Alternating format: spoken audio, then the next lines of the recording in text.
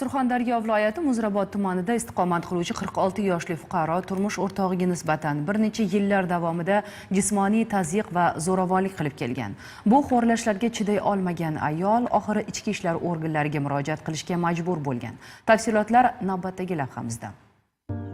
Oilaviy zo'ravonlik global muammoga aylangani bor gap. Bu borada keng ko'lamli ishlar amalga oshirilayotganiga qaramay, hamon yuz berayotgani ta'sifli. Muzrabotlik 46 yoshli erkak ham turmush o'rtog'ini kaltaklab kelgani achinarli. 3 nafar farzandining kelajagi uchun ayol tazyiqlarga chidagan, yaxshi tomonga o'zgarishiga umid qilgani tabiiy, biroq janjallar ko'paysa ko'payganki, aslo kamaymagan.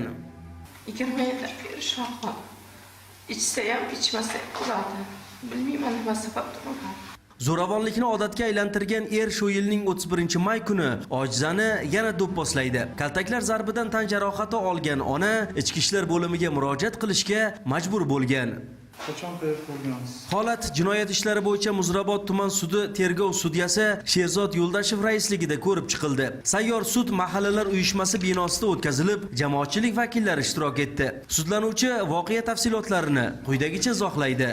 31 kuni Abidda arzimagan bir bolgarkan ustida gap tashlashib qoldi, menga qo'pol muomala qilgan.